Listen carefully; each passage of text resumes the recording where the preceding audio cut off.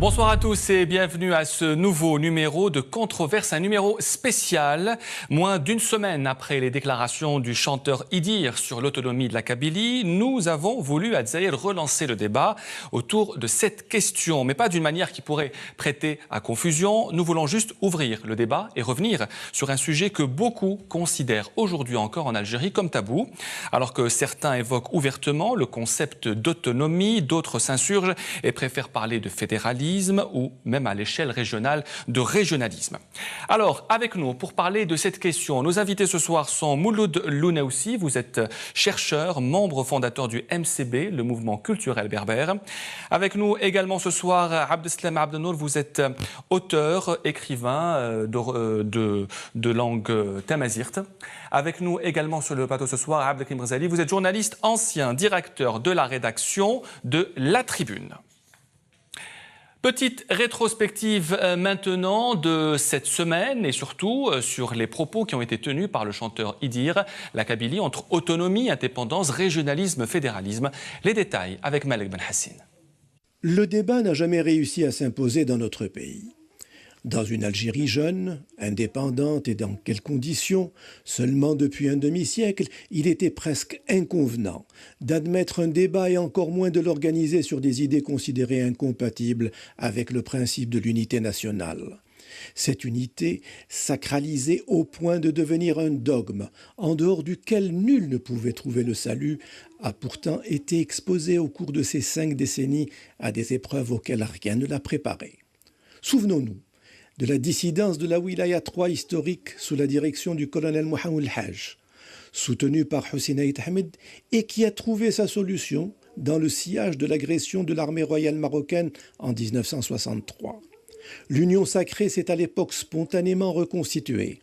Les chefs de la dissidence ont retrouvé leur statut, mais les problèmes soulevés par eux sont restés sans réponse, ce qui ne signifie pas qu'ils ont cessé d'exister. Les diagnostics selon lesquels ces problèmes n'avaient pour seule cause des origines économiques et sociales se sont révélés bien insuffisants. Les programmes spéciaux de développement ont donné dans les années 60 les meilleurs résultats dans la wilaya de Tizi Ouzou. Et pourtant, c'est encore dans cette wilaya que l'on continue à enregistrer le plus des aspirations à la promotion des particularismes locaux. Des années plus tard, c'est un des colonels les plus prestigieux de l'ALN, Salah Boubnidr, ancien commandant de la Wilaya 2, nord-est constantinois, qui banalise l'idée d'autonomie et qui propose d'ouvrir le débat sur le fédéralisme en Algérie. Idée saugrenue, estimeront certains, mettant ces déclarations au compte des fantaisies, pour ne pas dire des hérésies de Saut al-Arab. Le futur sénateur sera quelque temps plus tard bien en deçà des revendications du mouvement culturel berbère, des animateurs du printemps berbère, des autonomistes et enfin des indépendantistes dirigés par Farhat Menni. Cette dernière idée ne parvient pas à progresser en dehors du cercle des intimes de son principal animateur. Les grands partis nationaux, FFS et RCD, qui ont pour ancrage principal la Kabylie et en particulier les wilayas de Tizi Ouzou et de Bjaya, ont accueilli cette idée avec la même hostilité que le reste de l'Algérie. Certains de leurs responsables n'hésitent pas à qualifier les initiatives de Farhat Menni de provocatrices. C'est dire si ce genre de projet est loin de recueillir l'assentiment des Algériens, quelle que soit la région à laquelle ils appartiennent. Cela ne signifie pas pour autant qu'ils demeurent attachés au schéma institutionnel actuel. Mais au fait, quel Algérien ne rêve pas aujourd'hui de changement profond, l'essentiel étant la préservation de sa dignité dans le cadre d'un mieux-être capable de donner un contenu concret à cette irrésistible envie de vivre ensemble. Voilà, le débat est donc ouvert ce soir dans Controverse. Alors on va parler un petit peu de ces idées autonomistes. Est-ce qu'elles progressent aujourd'hui, ces idées autonomistes en Kabylie? Abdeslam Abdenour. Écoutez, d'abord, je n'ai pas attendu une circonstance, celle que vous venez de citer, pour... L'interview de Idir. Oui, je ne suis pas un homme de circonstance, je suis un homme permanent dans le combat. Et je voudrais vous renvoyer déjà à 1998, j'ai fait paraître une esquisse de ce que pourrait être éventuellement l'État fédéral algérien. Juste après, effectivement, M. Boubenidel m'avait emboîté le pas en ayant repris l'idée de réhabiliter l'ancienne organisation de l'ALN. Je veux citer les wilayas qui ont très bien fonctionné, cet émiettement géographique très, très intelligent, très, très intéressant, ce qui d'ailleurs a prouvé que les résultats ont été... Est-ce qu'un émiettement peut être intéressant? Alors ce n'est pas un émiettement. Je voudrais d'abord signaler que, en tout cas pour moi, l'idée de l'autonomie, du fédéralisme, de la régionalisation, etc., pour moi, ce sont des synonymes politiques. Il reste à savoir qu'est-ce qu'on peut mettre, qu'est-ce qu'on met dans chacun de ces concepts. Alors, donc je pense que l'Algérie est trop grande pour qu'elle puisse être dirigée seulement à partir d'Alger. C'est impossible. Nous avons des exemples... Là, vous parlez d'une décentralisation. Écoutez, moi je dis que ce sont des synonymes politiques. Donc moi je préfère rester dans ce terme générique qui englobe l'autonomie, le fédéralisme. Mais le terme le plus moderne, le plus utilisé dans le monde, c'est le fédéralisme. Moi je suis pour justement faire... revenir sur cette idée du fédéralisme. Je suis heureux de constater que nous sommes maintenant de plus en plus nombreux à parler de cette haute manière de vivre ensemble. Mais Farhat Mehali ne parle pas de fédéralisme, pour ne citer que lui. Il parle d'une autonomie. Est-ce que pour vous, l'autonomie doit-elle se limiter à la Kabylie ou est-ce qu'elle doit être aussi régionale et nationale? Écoutez, la Kabylie elle a toujours été dans son histoire un tracteur, je veux dire, des nouveautés. En Kabylie, on n'a pas peur de concepts. On les avance, on les traite, on les présente, on les argumente. C'est une tradition de la région. Si la Kabylie venait à être le moteur qui pourrait... montrer cette voie, cette piste d'une nouvelle gestion du pays, pourquoi pas? Il est clair que l'Oranie a sa culture, a son entité, Annaba a son entité, sa culture, Alger a son entité. La Kabylie est une entité géographique, linguistique, culturelle. Elle a une conception différente de la religion, etc. Donc je pense que Farhad Mehani, vous le citez, il a le droit de s'exprimer comme il veut. Je pourrais ne pas partager l'ensemble de ces positions, mais je pense qu'il faudrait maintenant, plutôt que casser le tabou, ne plus avoir peur d'avancer des concepts pour réorganiser le pays autrement. Abdelkrim Ghazali, est-ce que vous pensez que les idées autonomistes aujourd'hui progressent en Algérie, particulièrement en Kabylie? Tout d'abord, une petite mise au point. Je crois qu'Edir n'a jamais dit « je suis pour l'autonomie, je soutiens Farhat Mehani ». Il ne l'a pas dit. Il ne l'a pas dit. Edir intervient dans un débat qui commence, à mon sens, à pénétrer la société, tant mieux. C'est juste, il pose la problématique de l'épistémologie même de l'idée de l'autonomie. Pourquoi on en est arrivé là? Ça suppose que dans l'arrière-idée d'Edir, que cette attitude provocatrice, entre guillemets, de Farhat est une attitude un peu extrémiste. Pour vous, c'est une attitude provocatrice, celle de Farhat Mehani? Non, Farhat a toujours été provocateur, c'est pas nouveau, il a toujours été provocateur, ceci étant dit... Extrémiste, vous avez utilisé le mot extrémiste. Non, j'ai dit que pour y dire qu'aller vers l'autonomie pourrait suggérer que c'est une idée un peu extrême. Un peu extrême. Pourquoi? Parce qu'il y a des problèmes latents qui, au moins, existaient depuis 1949, qui ont été posés clairement depuis 1949 dans le débat que je ne considère pas comme une crise berbériste, mais comme une crise démocratique du mouvement national algérien, parce que c'est le fond du problème. La question identitaire, linguistique, est une tâche démocratique parmi tant d'autres. Est-ce que les idées autonomistes ont progressé, Abdelkrim Ghazali? Je termine mon idée. Allez-y brièvement. Je veux dire que les questions latentes, les problèmes latents qui n'ont jamais été réglés, chaque fois le pouvoir le reporte parce qu'on a, depuis 1962, un État jacobin, un État hyper centralisé, un État qui veut tout contrôler, aussi bien les questions économiques, sociales que les questions culturelles et identitaires. Ils ont décidé que nous sommes des arabes ou musulmans. C'est ainsi et ça ne change pas.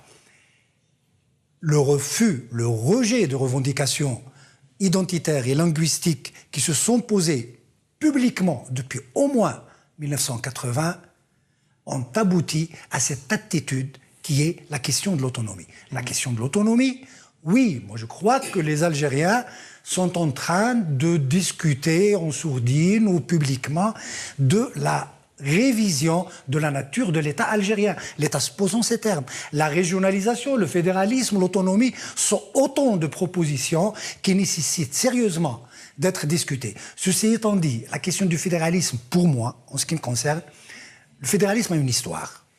Je crois que ces fondements historiques n'existent pas en Algérie. Ceci étant dit, la régionalisation, même si pour l'intervenant, c'est une question, c'est un synonyme de autonomie et de régionalisme, pour moi, je préfère la régionalisation, c'est-à-dire une décentralisation. Donc pour vous, vous optez pour une régionalisation à l'échelle nationale et non pour la région seule de la Kabylie, comme le veut le MAC. La question de la gestion du pays se pose à travers le pays, à travers la nation et non à travers une région. Les spécificités régionales existent, c'est une réalité. Mouloud Lounaoussi, est-ce qu'on peut parler aujourd'hui d'un échec des partis politiques qui traditionnellement sont bien ancrés en Kabylie? Est-ce que ces partis politiques ont échoué à faire avancer cette cause là-bas sur place? Non, je n'irai pas jusque-là. Je ne crois pas qu'il faille faire le procès des partis politiques. Je ne suis pas là pour ça. Par contre, la question que vous soulevez est très importante parce qu'en fait, et je rejoins mon ami Rosalie, quand il parle de la nature de l'État, vous touchez du doigt la question de la nature de l'État. Et en Algérie, jusque-là, nous sommes la fidèle photocopie du système français. Comme la photocopie ne vaut jamais l'original, nous sommes la France Empire. Je crois qu'il faut revenir sur un certain nombre de concepts. Et là, je reviens à mon ami Abdelnour. Du point de vue conceptuel, quelle république voulons-nous? Il n'y en a pas une. Est-ce que nous voulons une république dirigiste, comme nous la vivons? Est-ce que nous voulons une république libérale, social-libérale? Est-ce que nous voulons une nation qui se replie sur elle-même, ou plutôt une nation ouverte vers d'autres nations avec lesquelles on pourrait faire des choses ensemble? Et je parle de l'Afrique du Nord, qui est un existant historique. Est-ce que nous voulons un État unitaire ou fédéral? Et je rejoins mon ami Rosalie en disant qu'à mon avis, l'État fédéral n'a pas beaucoup de sens chez nous, parce que l'État libéral naît de scission. Fédéral naît de scission, la guerre de sécession aux États-Unis, ou naît au contraire d'une composition, la Belgique, la Suisse. Nous ne sommes pas dans ces conditions historiques. Où allons-nous vers un État unitaire, en sachant que l'État unitaire lui-même se subdivise en trois? Je n'invente rien, c'est le droit constitutionnel. Pour revenir, si vous le permettez, à l'autonomie de la Kabylie. J'en arrive. Allez-y. J'en arrive très rapidement. Allez-y. Pour revenir à la typologie des États, dans l'État unitaire, vous avez l'État centralisé. C'est l'Algérie, c'est le meilleur exemple. Le Golfe dirige le reste de l'Algérie, c'est une pieuvre. La tête et le tube digestif sont au Golfe. Les tentacules sont une tentacule par région. On sait que les fonctions des tentacules dans une pieuvre, c'est de nourrir la tête. Est-ce que vous voulez parler de la présidence de la République, c'est ça? Oui, l'État central. Très bien. L'État central. Quand on parle de décentralisation, l'État unitaire décentralisé, c'est ce que Jacques Attali appelle le leurre. En fait, et c'est vrai, c'est le même marteau qui tape, mais on a raccourci le manche. En fait, c'est quoi un État unitaire décentralisé? C'est la décision du centre, sauf que le wali doit obéir. S'il passe outre les décisions du centre, il se fait limoger, sa décision abrogée. Donc c'est du pareil au même. Il reste enfin la troisième sous-division de l'État unitaire, c'est l'État unitaire régionalisé. Et je termine si vous voulez, l'État unitaire régionalisé, c'est rien d'autre que les autonomies régionales. Alors, en parlant d'autonomie, est-ce que cette autonomie nationale ou régionale peut commencer par une région comme la Kabylie? Vous avez fondé le MCB, Oui. Mouloud Oui. Gounaoussi, le mouvement culturel berbère. Est-ce que vous êtes aujourd'hui pour ou contre l'autonomie de la Kabylie? C'est une question un peu simple, mais est-ce que vous êtes pour ou contre? Non, c'est une question abrupte. On ne peut pas répondre d'une manière aussi abrupte. Je dis qu'aujourd'hui, l'État le plus moderne dans le monde, c'est l'État régionalisé ou fédéral. Les conditions historiques font que nous ne pouvons pas, à mon sens, être État fédéral, mais nous pouvons être, pour rejoindre la modernité dans la gestion de la nation, être État unitaire régionalisé. Et pas d'exception kabyle? Il n'y a pas d'exception kabyle.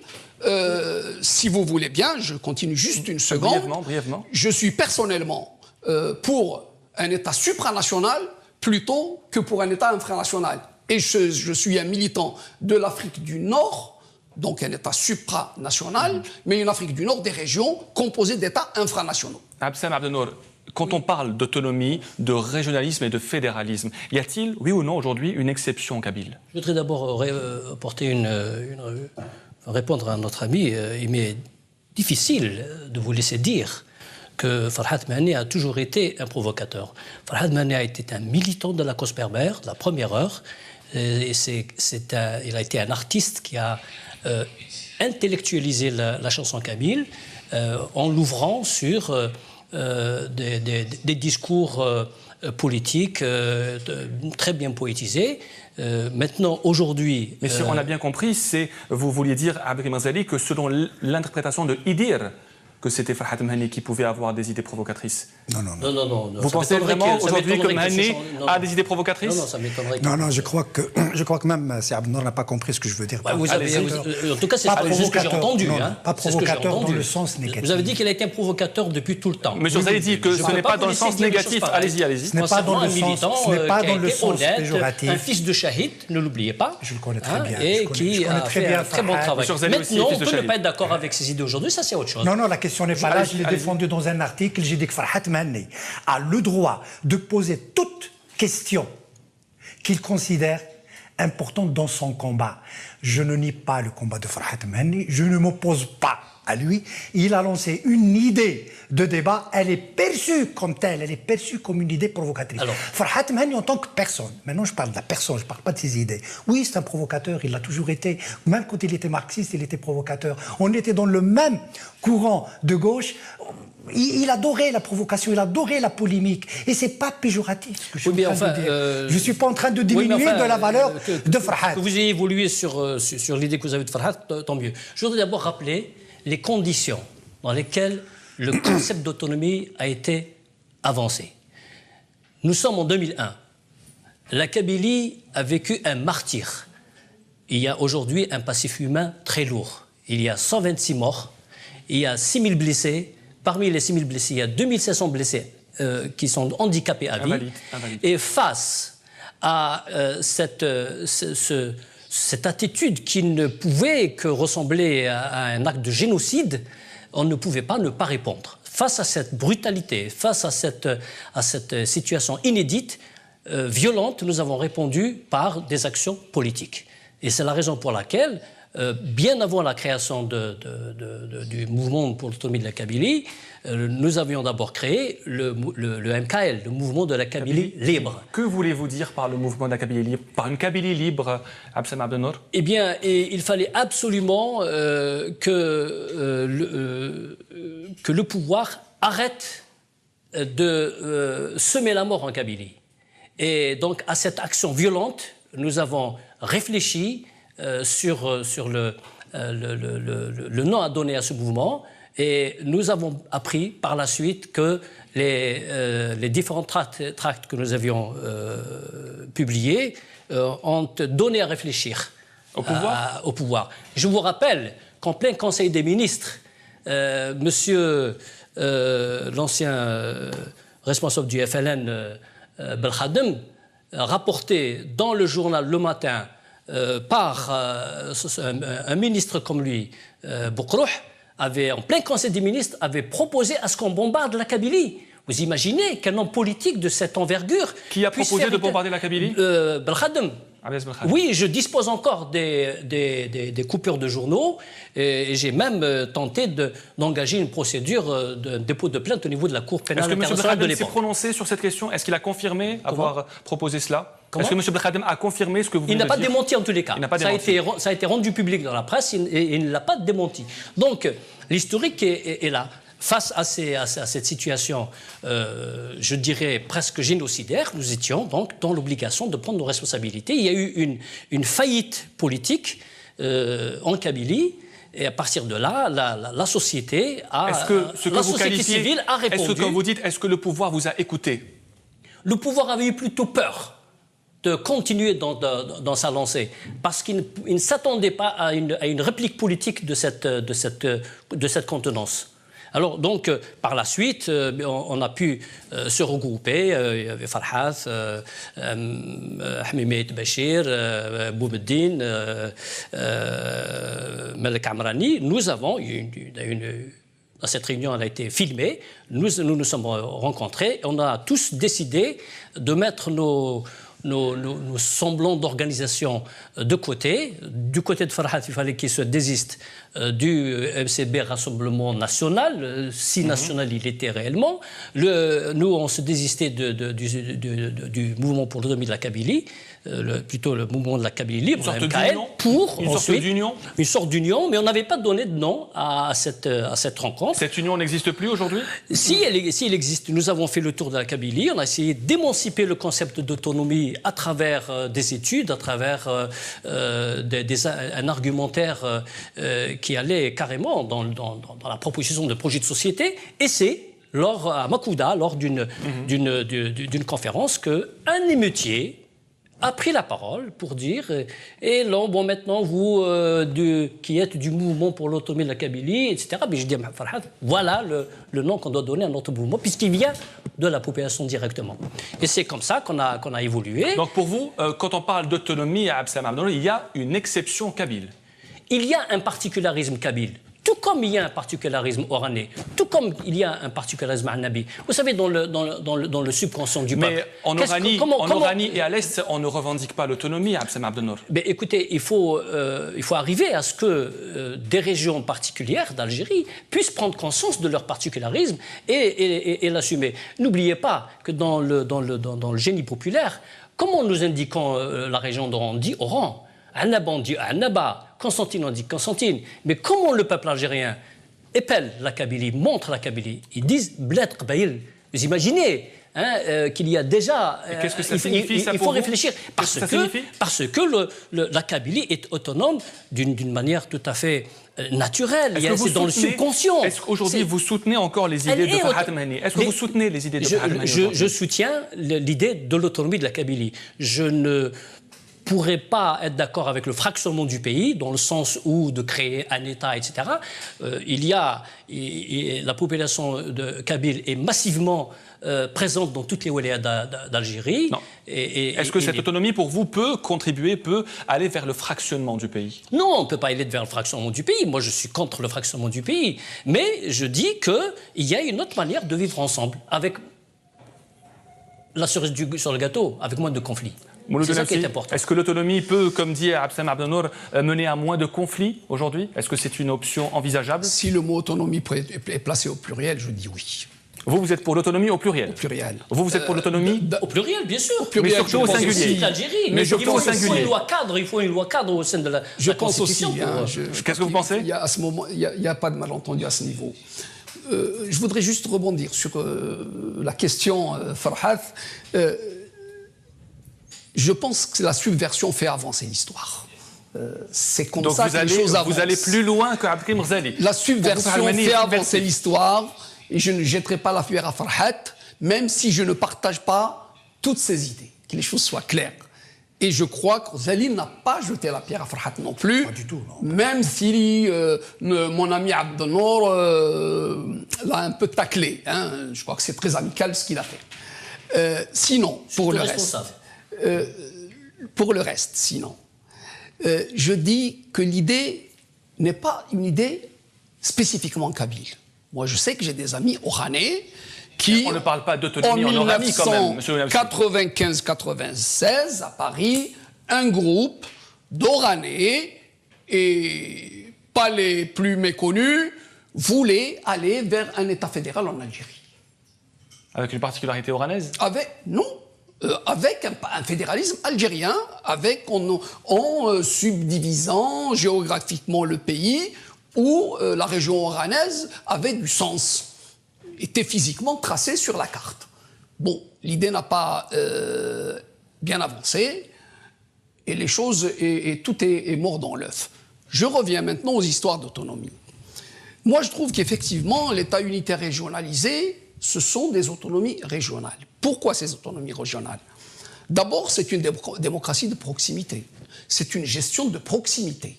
Vous avez, et là j'avance un peu plus, vous avez un exécutif national qui garde ses fonctions régaliennes.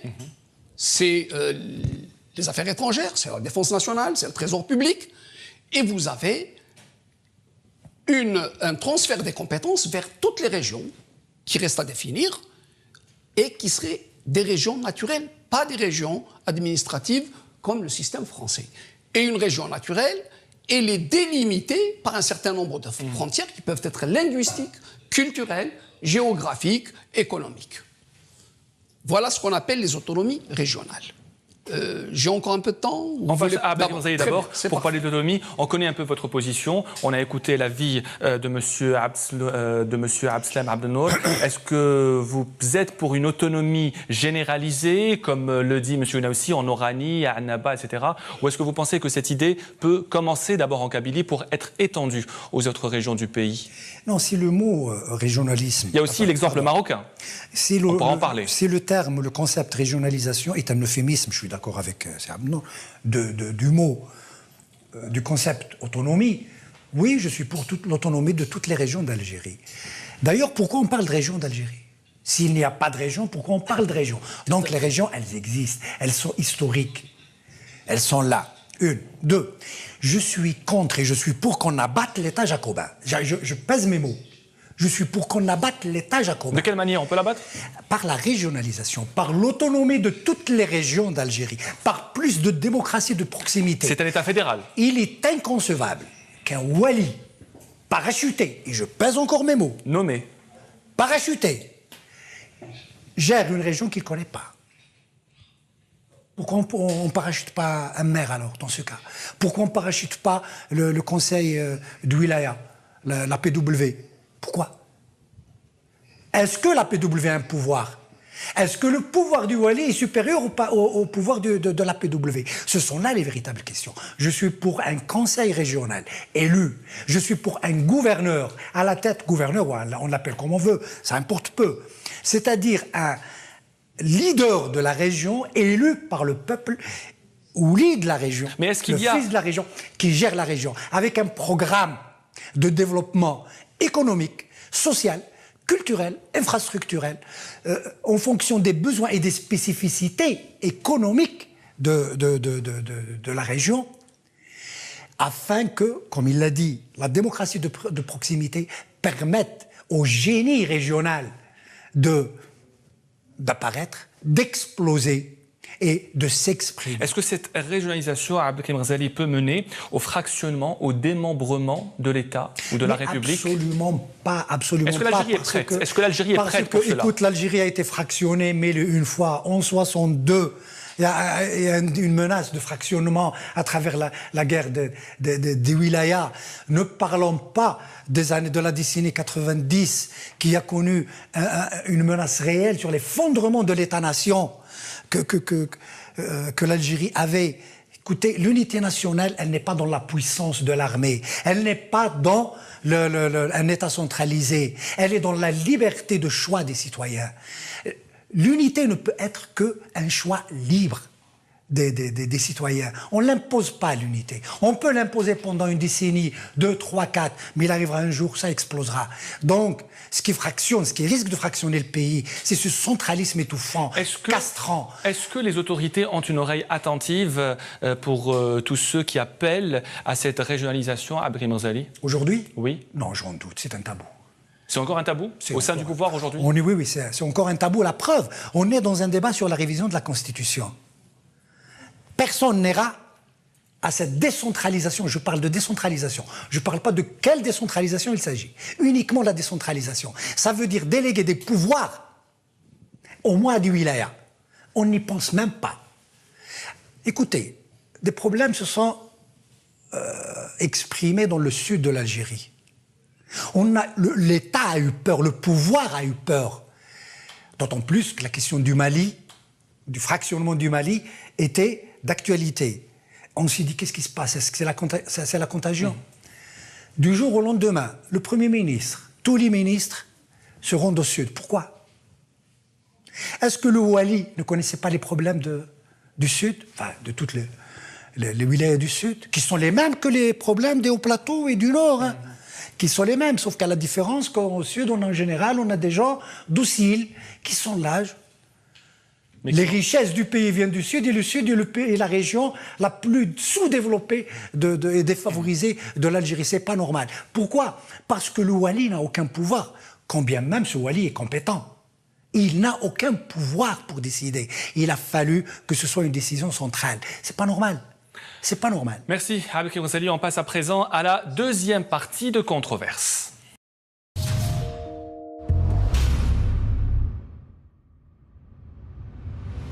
Avant de reprendre le débat dans Controverse, on va écouter le chanteur Idir, qui était l'invité du Forum Liberté le 2 décembre dernier. C'est que l'autonomie, l'indépendance, en soi, ce sont des concepts, mais qui découlent de quoi? C'est une réaction à quelque chose, mais quelque chose qui a été provoqué par qui? Ou par quoi? Est-ce que notre destin, ce n'est pas d'être heureux tous ensemble dans ce pays, de façon à ce que chacun ait le droit de citer dans ses droits, dans ses devoirs? Et pourquoi faut-il occulter l'un par rapport à l'autre? Voilà. N'étant pas un état de droit, donc nous sommes une société quelque part encore un peu qui tire les enseignements du tribalisme. Alors, si tu fais maintenant une autonomie morcelée, rendre les régions autonomes, est-ce qu'on ne va pas tomber dans ce travers de la tribalisation de la société? C'était le chanteur Idir qui fait un parallèle avec autonomie et tribalisme. Idir, qui est un chanteur, on a l'impression que personne n'ose critiquer Idir. Certains parlent d'une autorité morale et politique. Est-ce que vous considérez que Idir est une autorité morale et politique qui peut parler au nom de la Kabylie à Abdeslam Abdenour? Je voudrais d'abord apporter une précision à propos de ce qui était appelé la guerre des wilayats. Oui, allez-y. Il y a beaucoup de mises au point ce soir. Oui, allez-y. c'est très important parce que, en fait, ce n'était pas pour fractionner le pays. Il y a eu un hold-up en 1962. Le GPRA a été complètement balayé. C'est la raison pour laquelle donc, il y avait un acte antidémocratique. Des hommes politiques avaient perçu que ça allait vers un régime stalinien, et c'est la raison pour laquelle ils ont voulu rétablir la démocratie. On peut parler d'un coup d'État. On peut parler d'un coup d'État contre le GPRA. Absolument, absolument. Et d'où d'ailleurs la création du FFS. C'était pour dénoncer cette. Tu permets, oui, bien sûr. En parlant de fractionnement en 62 à travers la guerre des wilayas, je suis parti à l'extrême. Parce qu'en fait, aujourd'hui, on dit non, il n'y a pas eu quand même de fractionnement. Mais ça aurait pu être le fractionnement. C'est ce que je voulais dire. C'est-à-dire que c'était un risque. Quand des armées s'affrontent, il y a un risque. Avec le terrorisme, ce qui s'est passé en Algérie, c'est quand même une dislocation de la nation. C'est ça le... C'est incomparable. Voilà. C'est incomparable, s'il vous plaît. Non. Ce que je veux dire, c'est que dès que les armes s'expriment, il y a un risque d'éclatement. C'est ça, le risque de fractionnement. Il y avait un risque de fractionnement en 62. Je ne suis pas en train de dire que la wilaya 3, qui s'est ralliée à la wilaya 2, voulait fractionner le pays. Non, leur objectif n'était pas ça. Mais le risque de fractionnement était là. Imaginez que personne n'a cédé. Il était important de préciser seulement. C'est voilà ce que je voulais dire. Je ne voulais pas non plus dire que l'objectif était de fractionner. Voilà. Alors Idir parle d'un risque de tribalisation à Abdeslam Abdenour. Tout dépend de ce qu'il met comme... De la manière tout dépend de... Non, mais je voulais dire que tout dépend de ce qu'il met comme sens au terme tribu. Alors si tribu, s'il met le sens que donne le Larousse ou le Petit Robert au terme tribu, ça peut y aller. Or, moi, je ne lui donne pas le sens que donne le petit Robert ou le Larousse au concept de la tribu. La tribu, pour moi, c'est un monde harmonisé, un monde stabilisé, un monde en accord avec lui-même. Et cette hégémonie à vouloir tout le temps imposer des définitions à des concepts ou à des modes de vie doit cesser. Nous devons apporter aussi notre part de définition à notre organisation sociale.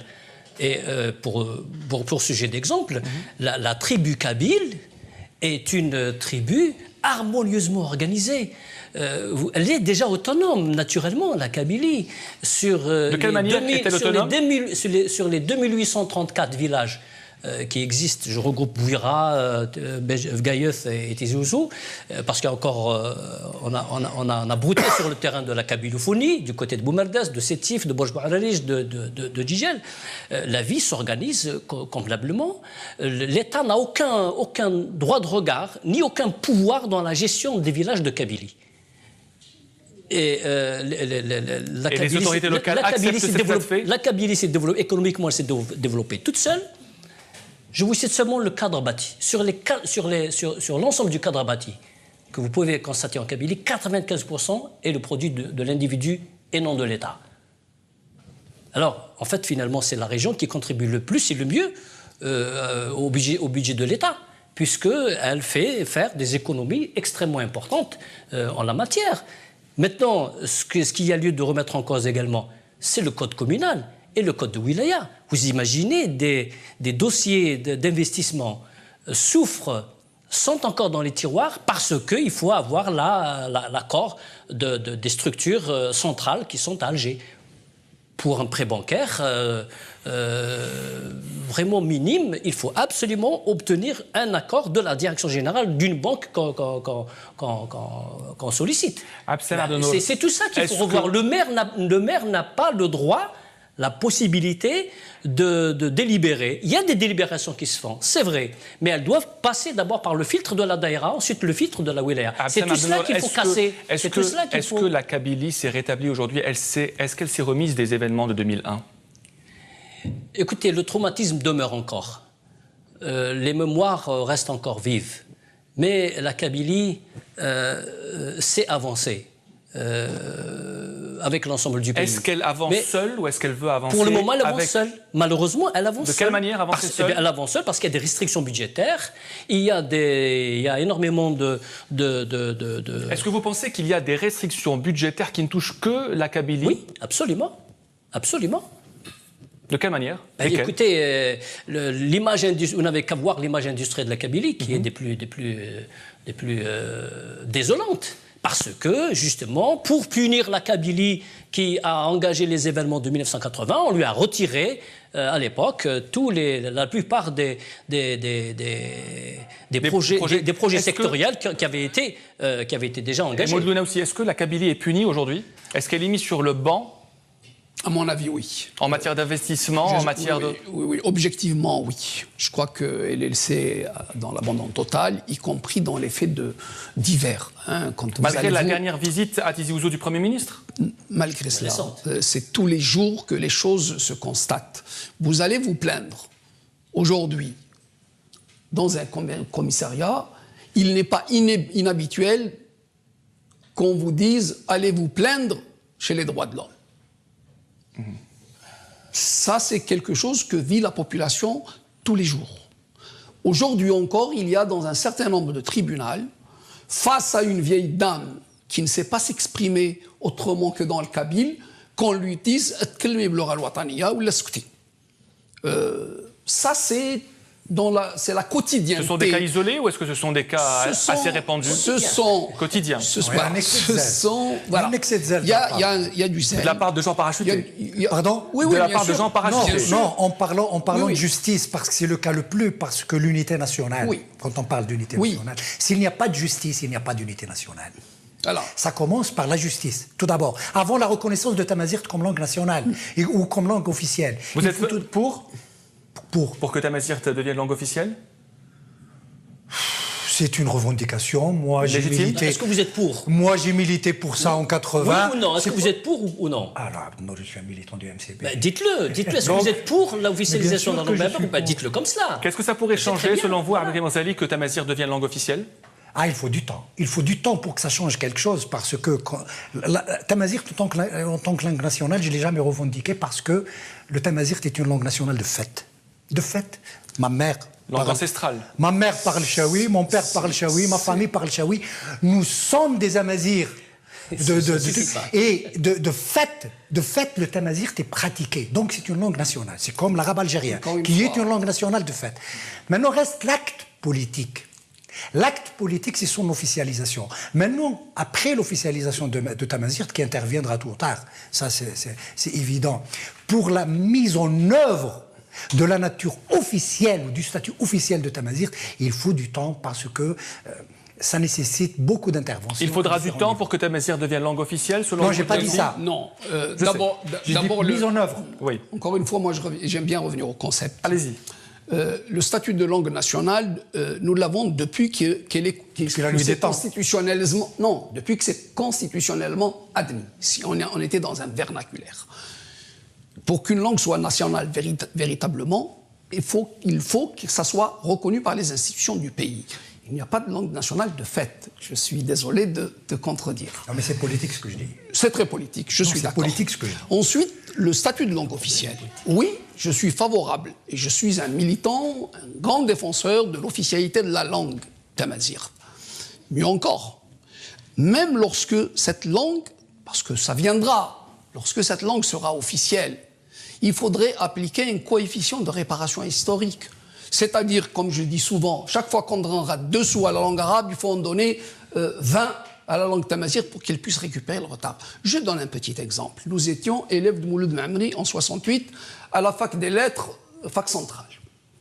Vous savez, on partageait la salle avec ce qu'on appelait communément les arabisants. Quand ils arrivaient avant nous, ils occupaient la salle, on attendait. Quand on arrivait avant eux, on prenait la salle, ils attendaient. C'est-à-dire qu'en 68, au niveau universitaire, nous étions sensiblement au même niveau. Regardez les résultats. On a officialisé la langue arabe depuis 62, on l'a décidé. On a mis les moyens financiers, humains, matériels. On n'a rien fait pour Tamazirt. Regardez les résultats.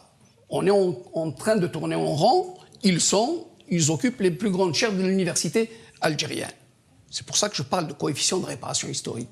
J'ai suivi longuement ce qui est arrivé au Maroc. Je me déplace souvent au Maroc, j'interviens souvent dans C'est un contexte assez différent, le Maroc, ou est-ce que... Ils sont bien en avance. Ils sont bien plus en avance sur la question. Sur la question. Ils ont pris du retard sur nous. Nous avons été le fer de lance de la revendication amazigh.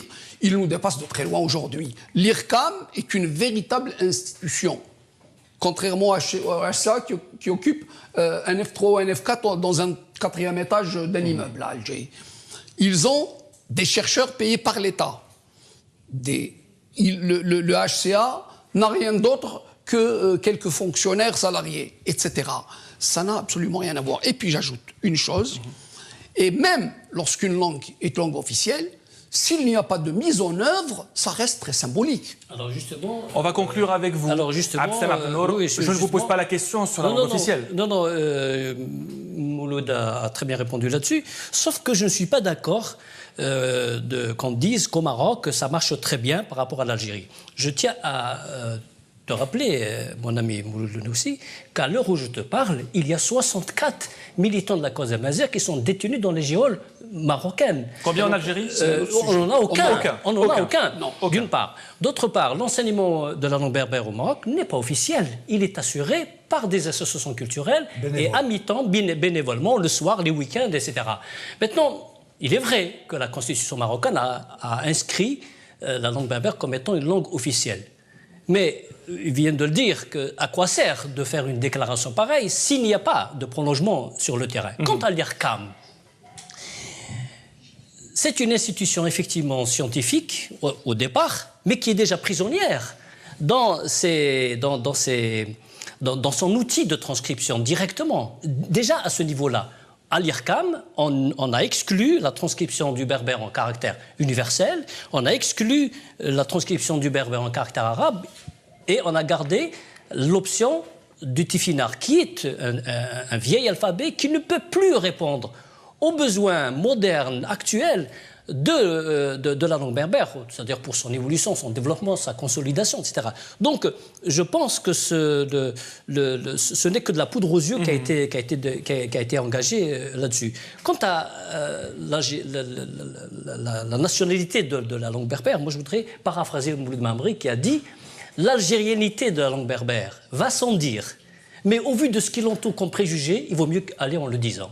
Alors oui, il faut le dire, ça a été déjà dit. Un premier niveau qui a été la reconnaissance de la langue berbère comme langue nationale.